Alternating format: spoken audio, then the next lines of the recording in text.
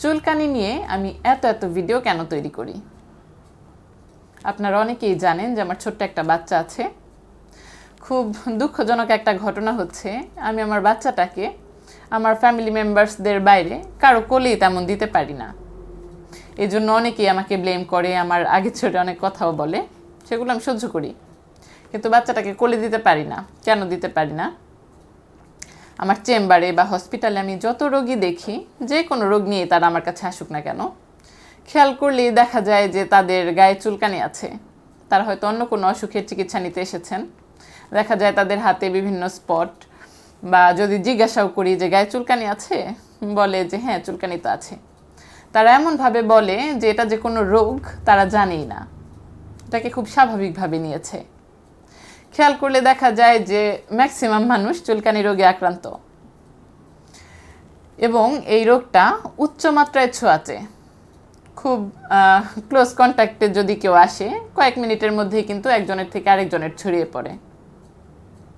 ঠিক এই কারণে আমার বাচ্চাটাকে যদি কেউ কোলে নিতে আসে, আমি যদি নাও জানি তার চুলকানি আছে, আমি ধরেই নিই তার চুলকানি আছে। কারণ চুলকানি এমন একটা রোগ, মানুষের সামনে কিন্তু আমরা কেউ চুলকাই না, চেষ্টা করি হাইড করে রাখতে। কিন্তু যেহেতু রোগটা অতিমাত্রায় ছোঁয়াচে, তাই আমার বাচ্চাটা আক্রান্ত হয়ে যাবে, তার থেকে আমরা আক্রান্ত হয়ে যাব, এবং এভাবে ছড়াতেই থাকবে। আমি শুধু আমার বাচ্চার কথা বললাম, কিন্তু এটা আমার বাচ্চার একার কথা নয়, এটা আমাদের প্রত্যেকের বাচ্চার কথা। একটা নতুন বাচ্চা পেট থেকে কিন্তু সুস্থ হয়েই ভূমিষ্ঠ হয়, কিন্তু আশেপাশে যারা রোগাক্রান্ত আছে তাদের কাছ থেকে কিন্তু বাচ্চাটি যখন আক্রান্ত হয়ে যায়, তার সাফারিংস কিন্তু বড়দের থেকে অনেক বেশি। যারা এখন অসুস্থ আছেন তারা যদি এক্ষুনি চিকিৎসার আওতায় নিজেদের আনতে পারেন, তাহলে কিন্তু তারা খুব সহজেই সুস্থ হয়ে যাবেন, কারণ এটা খুব সহজে চিকিৎসাযোগ্য একটি রোগ।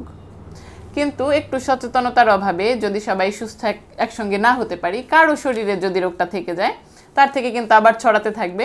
শুধুমাত্র এই একটি কারণে কিন্তু সারা দেশের মানুষ আক্রান্ত এখন। আমি চাই আমার বাচ্চা সহ নতুন যে কোনো বাচ্চা নিরাপদে থাকুক। আমরা একটু সচেতন হই, এটাকে একটা রোগ হিসেবে বিবেচনা করি, একটু ট্রিটমেন্ট নেই, পাড়ার মোড়ের ফার্মেসি থেকে ওষুধ নিয়ে নয়, একজন রেজিস্টার্ড চিকিৎসকের দেখানো প্রোটোকল অনুযায়ী চিকিৎসা নিই এবং সুস্থ হয়ে যাই।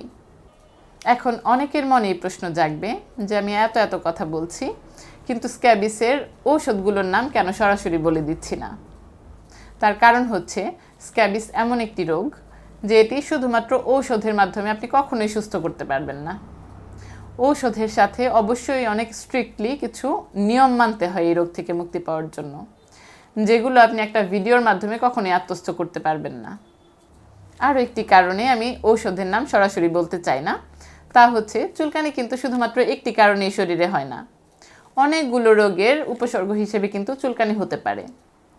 আপনার শরীরে চুলকানির পেছনের আসল কারণ কি তা কিন্তু আপনি সবসময় বুঝতে পারবেন না। অবশ্যই আপনার রোগটি ধরার জন্য একজন রেজিস্টার্ড চিকিৎসকের প্রয়োজন। অবশ্যই একজন রেজিস্টার্ড চিকিৎসকের সামনে বসে তাকে রোগ ডায়াগনোসিসে সাহায্য করুন এবং তার দেখানো প্রেসক্রিপশন মতো চিকিৎসা নিন। ধন্যবাদ।